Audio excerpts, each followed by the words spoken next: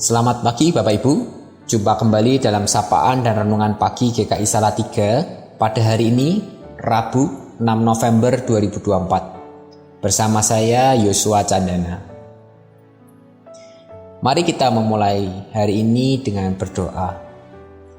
Tuhan Yesus, terima kasih atas pagi yang baru ini. Kami bersyukur atas hidup yang Engkau berikan kepada kami. Kami boleh menjalani hari ini dengan penuh semangat dan sukacita. Tolonglah kami untuk memahami setiap rencana-Mu dalam hidup kami, sekalipun itu berbeda dari harapan kami. Pimpin hati dan pikiran kami saat kami merenungkan firman-Mu, dan ajar kami untuk selalu bersyukur dalam segala keadaan. Kami menyerahkan renungan pagi ini ke dalam tangan-Mu, dalam nama Tuhan Yesus kami berdoa. Amin.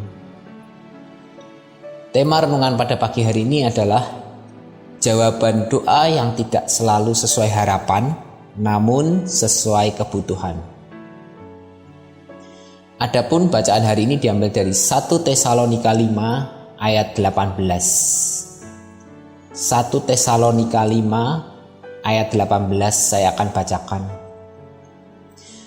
Ucapkanlah syukur dalam segala hal, sebab itulah yang dikehendaki Allah di dalam Kristus Yesus bagi kamu. Mari kita mulai dengan kisah Bu Yuni. Seorang ibu rumah tangga berusia 45 tahun tinggal di kota Surabaya. Selama bertahun-tahun, Bu Yuni berdoa agar suaminya, Pak Budi, mendapatkan promosi jabatan di tempat kerjanya. Dia berharap dengan promosi itu kehidupan mereka akan menjadi lebih baik dan anak-anaknya bisa melanjutkan pendidikan tinggi. Namun, yang terjadi adalah sebaliknya. Pak Budi justru di PHK dari pekerjaannya.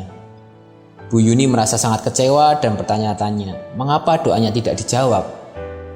Dia merasa semua harapannya runtuh. Merespon amarah dan ketidaksesuaian harapan tersebut, dia justru melibatkan anak-anaknya untuk belajar terus bertekun dalam doa, mengajarkan mereka pentingnya bersyukur meskipun dalam kesulitan.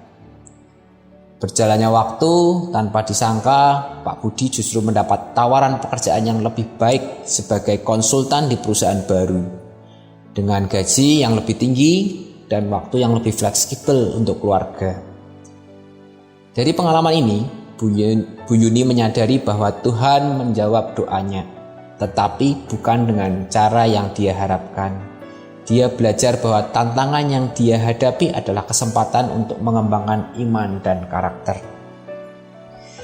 Melalui situasi sulit ini, Bu Yuni menjadi lebih sabar dan berpengharapan, menyadari bahwa doanya tidak selalu dijawab dengan bentuk yang ia inginkan dan sesegera mungkin. Justru melalui proses yang ada, dia dapat terus berpengharapan kepada Tuhan, mengajarkan anak-anaknya bahwa setiap kesulitan membawa pelajaran berharga, dan bahwa iman harus dipegang teguh bahkan ketika jawaban tidak sesuai dengan harapan kita. Kita perlu yakin bahwa Tuhan mendengar doa dan Tuhan memiliki rencananya yang lebih besar dan lebih baik untuk hidup kita. Dalam banyak kesempatan, rencananya mungkin melibatkan proses yang menyakitkan atau tidak nyaman, tetapi tujuannya adalah untuk membentuk kita menjadi pribadi yang lebih baik, lebih kuat, dan lebih dekat kepadanya. Bapak Ibu, kita semua pasti pernah berdoa memohon hal-hal baik dari Tuhan. Entah itu kesehatan, kekuatan, berkat, damai, atau bimbingannya.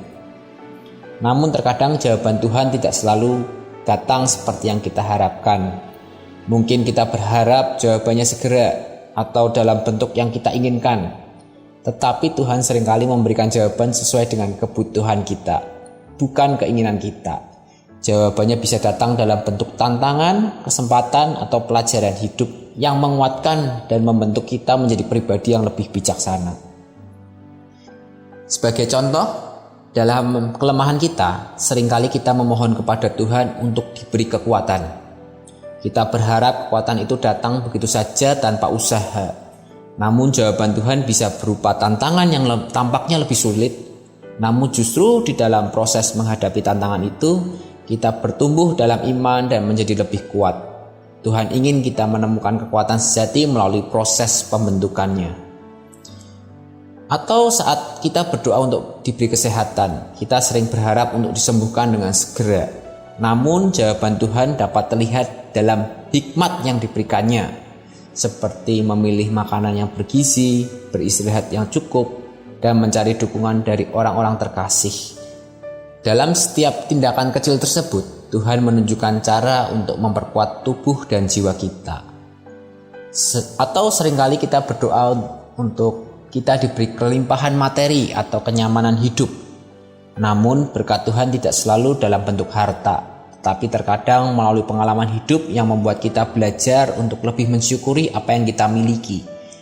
Tuhan mungkin mengizinkan kita melalui masa-masa kekurangan agar kita lebih peka terhadap berkat-berkat kecil seperti kasih sayang, persahabatan, dan iman yang semakin kuat.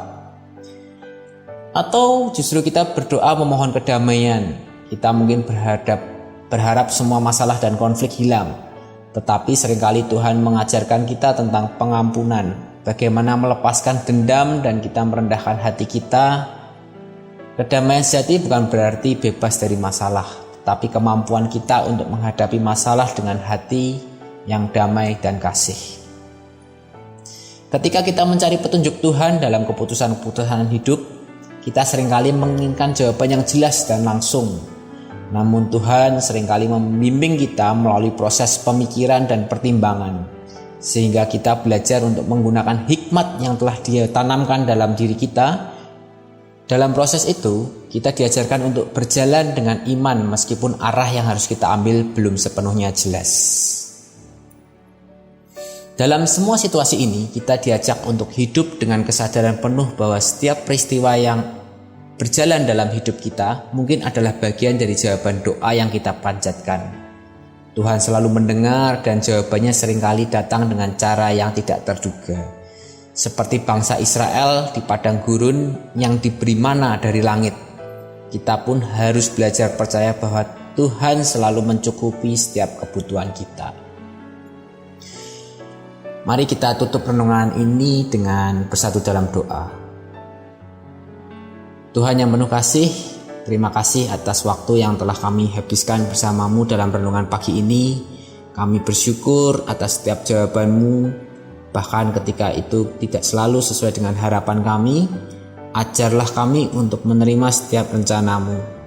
Dengan hati yang penuh syukur, percaya bahwa Engkau selalu tahu yang terbaik bagi kami. Saat kami memulai aktivitas hari ini, kami memohon hikmat, kekuatan, dan damai sejahtera-Mu. Berkatilah setiap langkah kami, setiap pekerjaan kami, dan setiap pertemuan kami dengan orang lain. Kiranya kami dapat menjalani hari ini dengan sukacita, iman, dan pengharapan yang teguh kepadamu. Terima kasih Tuhan atas kasih dan pemeliharaan-Mu. Dalam nama Tuhan Yesus Kristus kami berdoa dan mengucap syukur. Amin. Selamat beraktivitas Bapak Ibu, Tuhan Yesus memberkati.